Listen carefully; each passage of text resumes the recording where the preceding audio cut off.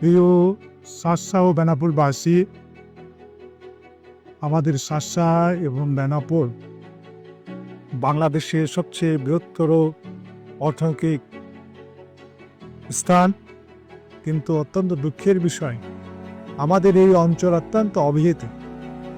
সেই কারণে আগামী দিনে যদি বাংলাদেশ জাতীয় দল বিএনপি জনাব তারেক রহমানের নেতৃত্বে সরকার গঠন করতে পারে, সেই ক্ষেত্রে শার্শা এবং বেনাপোলকে একটি আধুনিক শহর হিসাবে গড়ে তোলার জন্য আমরা চেষ্টা করব। আমাদের শার্শা উপজেলার যে শিক্ষা প্রতিষ্ঠান, এই প্রতিষ্ঠানগুলোতে আজকে অনেক সমস্যা হয়েছে। আপনি যেখানে দাঁড়িয়ে আছে আপনারা দেখতে পাচ্ছেন যে একটা স্কুল, কিন্তু বাচ্চারা যে স্কুলে যাবে সেই ধরনের একটা রাস্তাও নেই। আমি বিশ্বাস করি যে বাংলাদেশ জাতীয় দল জনাব ভারপ্রাপ্ত চেয়ারম্যান জনাব তারেক রহমান যে ৩১ দফা দিয়েছে, সেই ৩১ দফায় শিক্ষার ব্যবস্থা বাংলাদেশে উন্নয়ন করা হবে এরকম একটি জাতির কাছে উনি ওয়াদা করেছেন।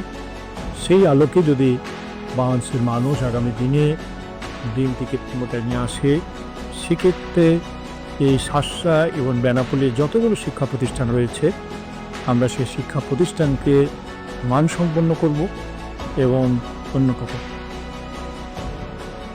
আমাদের বর্তমান বাংলাদেশে কৃষি নির্ভরশীল দেশ আমরা, কিন্তু আমরা অতি দুঃখের সাথে দেখছি যে বাংলাদেশের কৃষকরা যে ফসল ফলায় তাদের যে খরচ হয় সেটা আমরা ন্যায্য যে পাওনা সেটা কৃষকরা দীর্ঘদিন ধরে পারছে না। তাদের দীর্ঘদিনের দাবি যে তারা যে ফসল উৎপাদন করছে সেই ফসল উৎপাদনে তাদের যে ন্যায্য খরচ, সেই ন্যায্য খরচের যে মূল্য সেটা সরকার দিতে ব্যর্থ হচ্ছে।